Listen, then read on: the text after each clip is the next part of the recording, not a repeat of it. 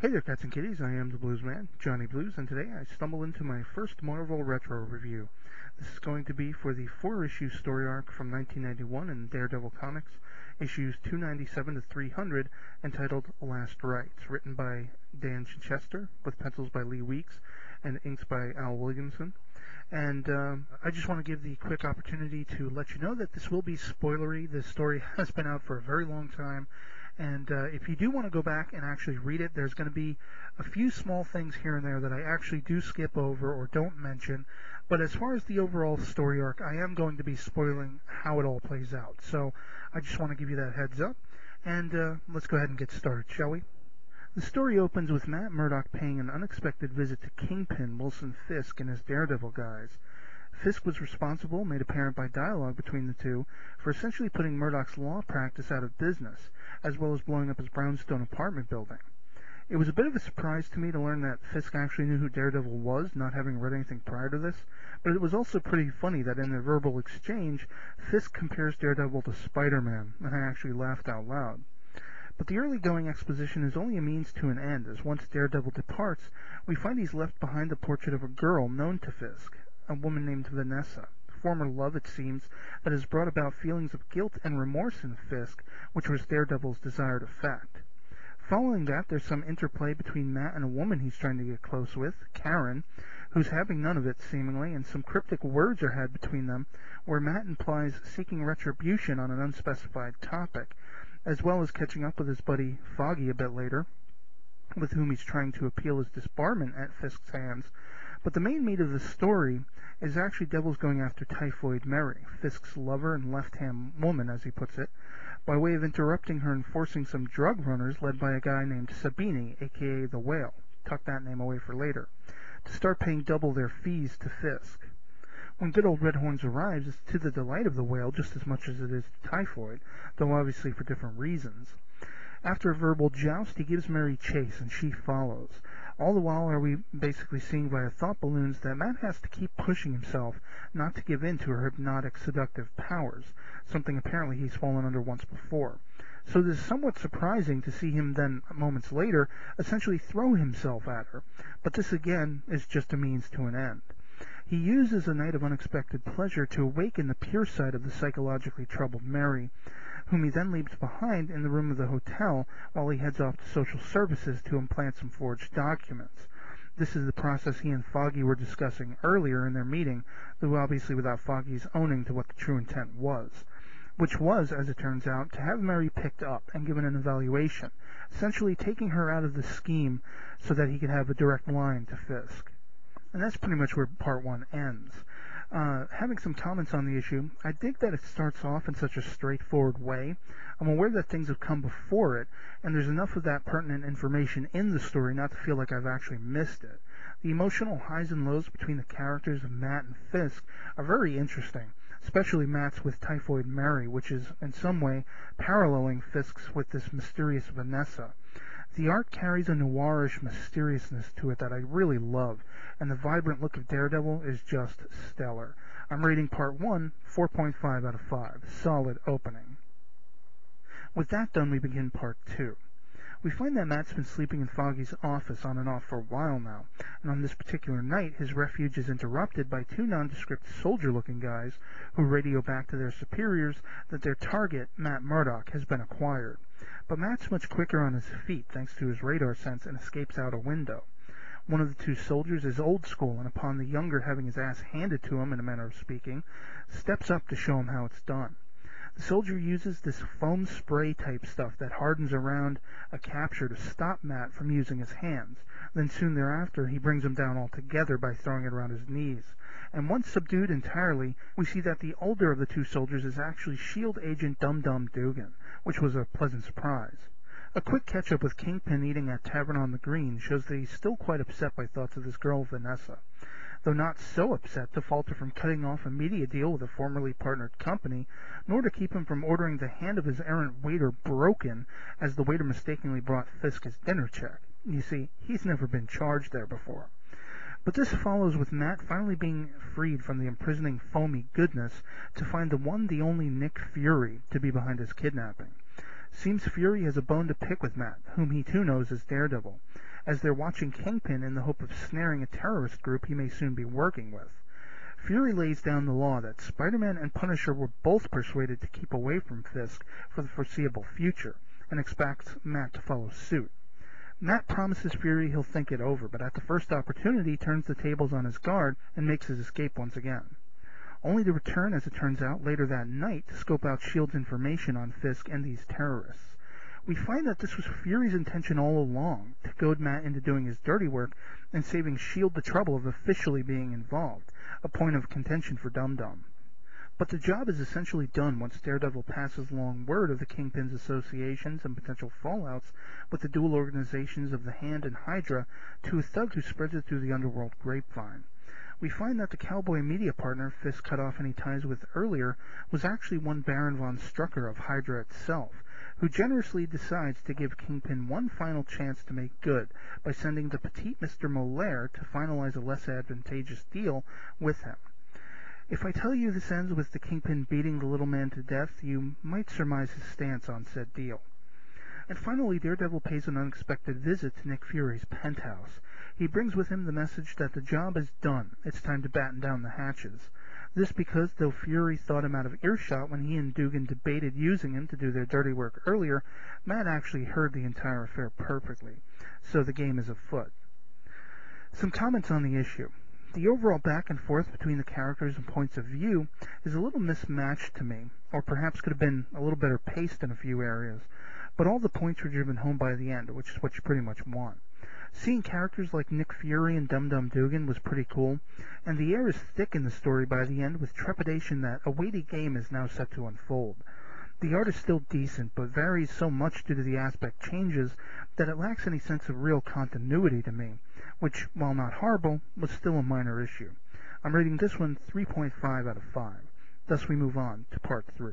Matt's continuing to sow the seeds of Kingpin's connections to Hydra within the foundations of New York's wise guy population via a game of pool at one of their hangouts in the guise of the notorious pool shark Salvatore Buscetto, a cat he's actually left unconscious behind the wheel of a car outside the bar with a little well-placed booze on his person. The good fellows aren't taking too kindly to this blind man's bluff, and a few try to actually jump him, but to no avail, as Matt sets them all straight with some high-flying kicks and punches. Meanwhile, a Hydra lieutenant by the name of Garrett has just been in contact with von Strucker before Fisk's right-hand man Maltese and a few thugs disguised as movers beat Garrett unconscious, as Fisk ordered Garrett brought to him. Daredevil's next line of pursuit as this is unfolding is on a more personal level, as he pays a visit to locally based federal DA by the name of Kathy Malper with a large file he's brought regarding Kingpin's ties to Hydra. She's not the nicest of folks from right off and basically shuns him in not so many words to make an appearance at an in-office birthday party being held for her. Just as Hornhead is about to leave, however, his radar hearing picks up the tick-tock of a suitcase bomb and races back in to save the DA. As a result, she's more tuned to hear him out about the Fisk file and deal he's hoping she'll help with, that of his air quotes friend Matt Murdock's disbarment appeal, and it looks like she'll consider it. The following day, Matt meets up with not-quite-girlfriend Karen once again in Central Park, the entire scene being eavesdropped on by Dum Dum Dugan and Nick Fury. She shares her concern for him after the cryptic statements he made regarding Kingpin at their last meeting, which at least sends a red flag to me that she knows more about what's going on than we are first led to believe. But the relationship, or lack thereof, is still too rocky to make any headway either way, and nothing is resolved. A rockiness that is echoed by Fury's worry that Murdock's taking down Fisk might have a grander set of repercussions than originally anticipated. We then pick up with Fisk and find that Garrett has finally been brought to him. Fisk is largely having a one-sided conversation along the lines of making Garrett the first example to Hydra of what will happen should they not let this deal break with them rest. We see hints in each man's words that Daredevil's seed sowing has caused just the rift he'd intended, and this is when a Hind gunship helicopter begins firing through Fisk's office window, taking out all of his goons. Garrett manages to make off, but not before assuring Kingpin that all of his legal and illegal improprieties have been taken care of, the point being driven home by each successive explosion to be heard in the surrounding area. Fisk is left for the first time seemingly truly broken. the implosion of his ill-gotten gains and being outwitted by Hydra only so important as his yearning, pleading thoughts of the absent Vanessa again come to the fore, whereas Daredevil is left somewhat cruelly smiling at the hands of such success. And that's where it ends. Some comments on the issue. This issue really ramped up the tension and escalated all the story points that have come prior to it by leaps and bounds. The art is much less mixed as it was in the previous issue, and carries rather successfully the weight of each of the dramatic scenes as well as the swiftness of the action. And it's at this point I realize that every time I'm reading Fisk's dialogue, I'm actually hearing the voice of the character as it was made to sound on the 90s Spider-Man cartoon series, that sort of weighty baritone, which is just a funny footnote. Rating for the issue is solid 4 out of 5. And finally, we complete the arc with Part 4. The driving force of this story is Daredevil breaks the Kingpin, and no stronger is that point driven home than within this issue. As it opens, Hornhead is having a face-to-face with J. Jonah Jameson, persuading him to put the news of Fisk's impending legal troubles on page 1. Fisk himself is not in the best of moods as his man Maltese is going over the list of each place he's been hurt by Hydra. Enter D.A. Malper, who's come to serve Kingpin the federal warrant personally. Facing the grand jury has Fisk playing up the innocence routine, all the while he's recalling his first bout with criminal activities as a child, just trying to make a little cash to help his poor family by torching a sweatshop for a thug who's trying to strong-arm a union. But young Fisk is caught by what might be an after-hours janitor, and a scuffle leaves the fellow and the building going up in flames, which leads Fisk to believe that the blood on his hands, as he says, is the mark of success.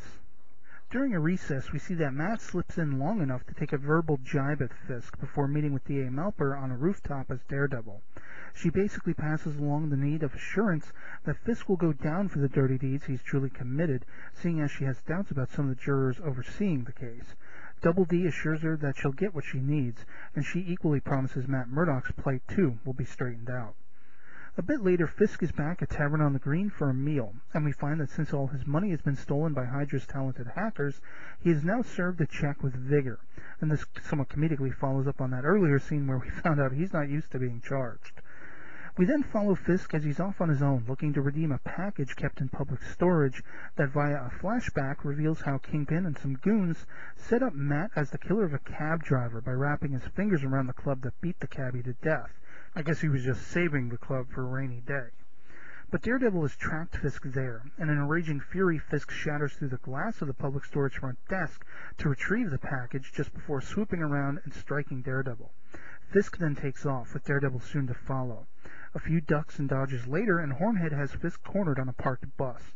He baits Fisk by asking him what Vanessa would think of him now, and as Double D admits, Fisk isn't a man who easily breaks. He's a man who altogether snaps. Kingpin lunges at him, and Daredevil is tossed around effectively like a rag doll.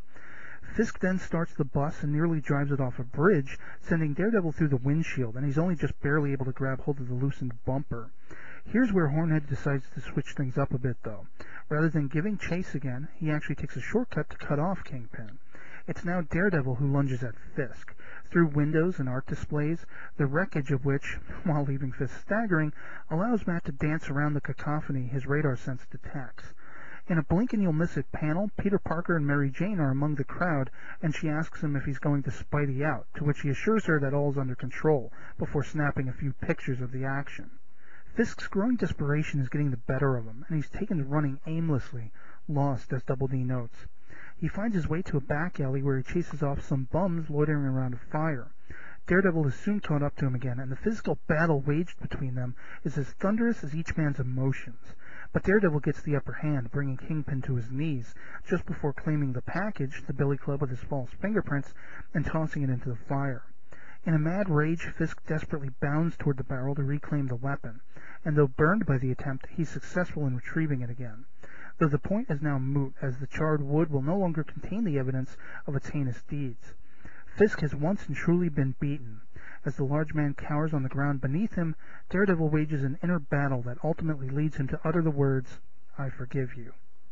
In the epilogue that follows, we see that Fisk has actually met his bail and been taken in by Sabini the Whale, whom he sent Typhoid Mary to straighten out at the start of the arc. Sabini's plans for Kingpin are not to be desired by the rotund crime lord, however, and thus reawakens the murderous side of Fisk, who first beats and then skewers Whale. Kingpin is now on the run, and a scene follows which parallels that of the young Fisk washing the blood from his hands as a boy as he vows to himself to find Vanessa.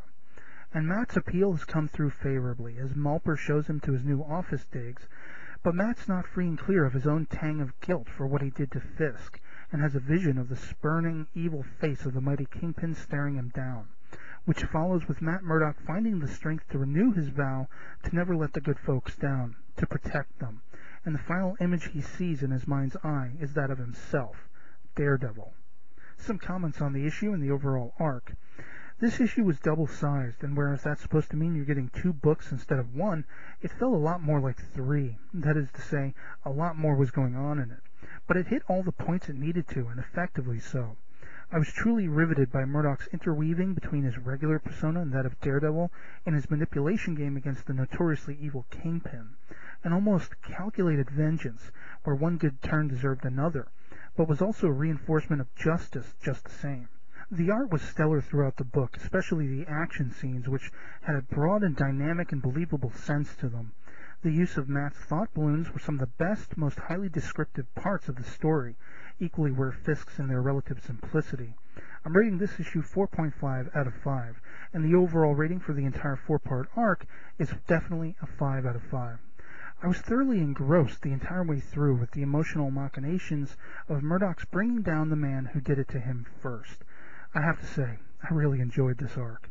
So that's pretty much going to do it for Daredevil Last Rites, a hopefully more comprehensive review than I'm usually used to doing, and I just hope you guys really enjoyed it. So I'd love to hear some feedback in the comments below. Please do subscribe, as I will try to do things like this in the future, probably not as frequently as I'd hope, but hopefully once in a while. So that'll be pretty much it for me, and I hope this video finds you well, and I'll catch you all later. Peace.